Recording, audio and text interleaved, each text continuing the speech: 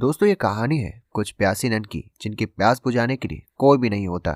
Movie शुरू होते ही हमें एक नन दिखाई जाती है जो अपनी गद्दी को लेकर चर्च जा रही होती है, जिसका नाम फ्रेनेंडा होता है। जब वो चर्च में जाती है तब वहाँ उसे एक और सिस्टर मिलती है जिसका नाम सिस्टर जिनरेवा था। जिनरेवा फ्रेनेंडा से पूछती है कि तुम इसे लेकर कहाँ गई थी। तब वो कहती है कल रात को ये जंगल में भाग गई थी और मैं इसे जंगल से लेकर आ रही हूँ। तब वो कहती है ये गद्दी चर्च का दरवाज़ा खोलकर बाहर कैसे भाग सकती है। तभी वहाँ चर्च का माली आता है। वो उन दोनों की लेने की फिराक में था पर बेचारे को कभी मौका नहीं मिला। वो माली उनके साथ फ्लर्ट करने लगता है पर वो दोनों उसे गालियाँ देकर वहाँ से भगा देती हैं। अगले पल हम देखते हैं सभी चर्च में जाकर बैठ जाती है। तभी वहाँ एलेक्जेंडर के पापा आते हैं। वो एलेक्जेंडर से कहते हैं मुझे माफ़ कर दो मेरी बेटी, मैं तुम्हारे लिए कोई भी लड़का नहीं ढूंढ पाया। जितने भी लड़के मुझे मिले वो बहुत ज़्यादा दहेज मांग रहे हैं। ये बात सुनकर एलेक्जेंडा थोड़ी दुखी हो जाती है क्योंकि वो अपनी किसी को देना चाहती थी पर उसे कोई मिल नहीं रहा था, इसलिए उसके तन बदन में आग लगी हुई थी। अगले पल हम देखते हैं तीन सिस्टर कुछ कपड़े लेकर जा रही होती है पर फिर से वहाँ वो माली फिर से उन्हें फ्लर्ट करने लगता है। तब वो सिस्टर सोचती है किसी ना किसी से ठुकवा कर तो अपनी प्यास बुझानी ही है, पर ये तो बुढ़ा है, इसका तो ठीक से खड़ा भी नहीं होता होगा। ये सोचकर वो नन उस आदमी को मारने लगती है और वहाँ से चली जाती है। अगले दिन वो माली चर्च की नौकरी छोड़ देता है और वहाँ से चला जाता है। अगले ही पल हम किंग ब्राउनो को देखते हैं जो अपनी बीवी फ्रांसिस्का के साथ लंच कर रहा था। फ्रांसिस्का अपने पति से खुश नहीं थी क्योंकि उसका पति उसकी ख्वाहिशें पूरी नहीं कर पाता था, इसलिए फ्रांसिस्का अपने नौकर मसेटो से अपनी प्यास बुझाती थी। अगले ही पल हम देखते हैं कि फ्रांसिस्का मसेटो को चरम सुख दे रहा था। तभी मसेटो बोलता है अगर तुम्हारा पति आ गया तो। फ्रांसिस्का बोलती है वो नल्ला अभी घोड़ी बेचकर सो रहा होगा।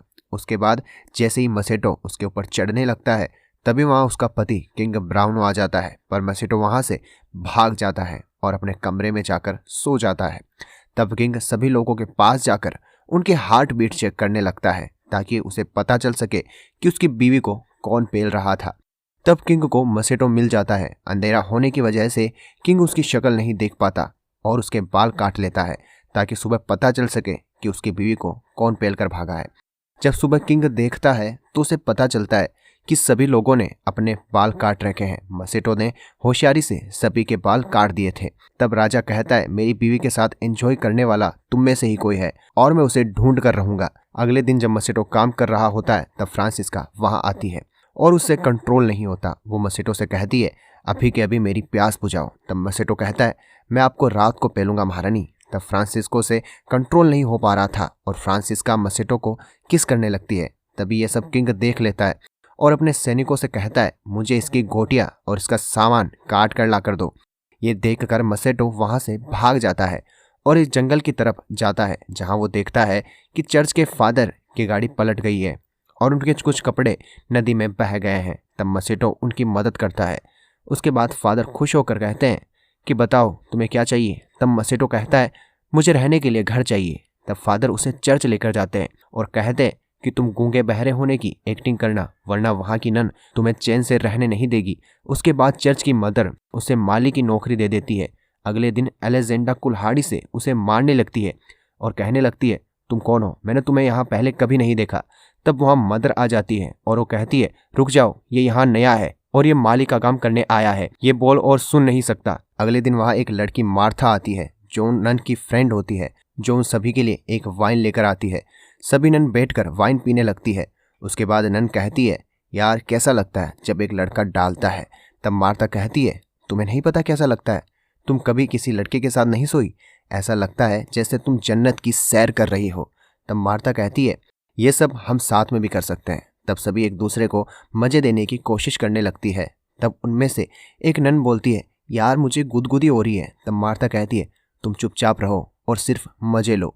अगले दिन एक नन जिसका नाम एलिस होता है वो उस लड़के मसेटो के पास जाती है। तब वो कहती है क्या मैं तुम्हारी मदद करूं, और एलिस मसेटो को किस करने लग जाती है। बाकी मसेटो की आदत तो हम सब जानते ही हैं। जैसे ही मसेटो डालने लगता है तब चर्च की घंटी बज जाती है और दोनों डिस्टर्ब हो जाते हैं। एलिस अपने कपड़े साफ करके चर्च में चली जाती है। तब दूसरी तन उससे पूछती है तुमने ऐसा क्या किया कि तुम्हारे कपड़े गंदे हो गए। तब वो कहती है मैं उस मालिक का गड्ढा खुदवाने में मदद कर रही थी।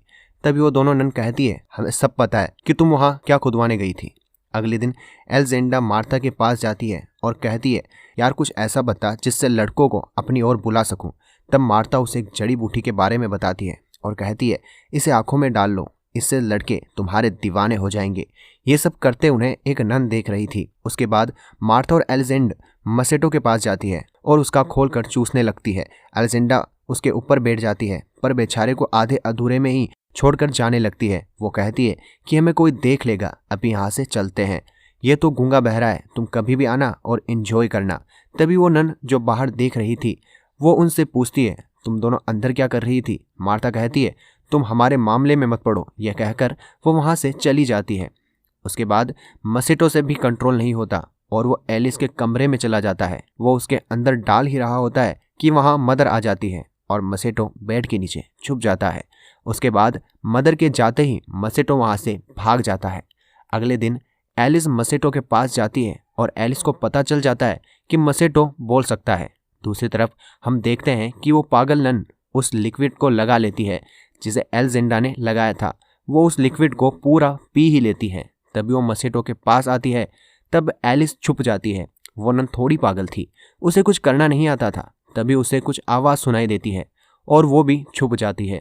तभी वहाँ एलजेड आती है और मसेटो को चाकू दिखाकर अपने साथ ले जाती है।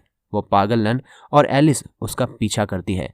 तभी वो देखती है वहाँ बहुत सारी नन बिना कपड़ों के मसेटो के चारों तरफ नाच रही होती है। वो मसेटो की बलि देने वाली थी ताकि उनको देने के लिए और भी लड़के मिल सके। तभी वहाँ वो पागल नन और एलिस आती है और मसेटो को बचा लेती है। तभी वो पागल नन चर्च में भागते हुए जाती है और सभी को सच बताने लगती है। वहाँ से एक पादरी भी आया हुआ था जो उस चर्च की चेकिंग कर रहा था। वो उसे बताती है कि यहाँ सभी नन प्यासी है और उनकी प्यास मसेटो बुझाता है और मसेटो गूंगा बहरा नहीं है, वो बोल सकता है। अगले ही पल हम देखते हैं कि फादर भी इन नन के मजे ले रहे थे। ये देखकर वो पादरी उन सभी से कहता है, एक बार के लिए मैं तुम सभी को माफ कर रहा हूँ, लेकिन अगली बार ऐसा नहीं होना चाहिए। वो मसेटो को वापस उसी राजा को सौंप देता है जिसकी बीवी को मसेटो ने पेला था। अगले ही पल हम उन तीनों नन को देखते हैं जो सोच रही थी कि मसेटो को मार दिया जाएगा, पर वो प्लान बनाती है कि वो मसेटो को बचाएगी। वो तीनों फाइनली मसेटो को बचाकर वापस ले आती है और कुछ इस तरह से तीनों की ख्वाहिश पूरी हो जाती है और मूवी यहीं खत्म हो जाती है। दोस्तों मूवी अच्छी लगी हो तो वीडियो को लाइक और चैनल को सब्सक्राइब जरूर करें और हमें कमेंट में बताएं कि आपने भी कभी ऐसी लड़कियां देखी है। मिलते हैं आपसे अगले वीडियो में, तब तक के लिए बाय बाय।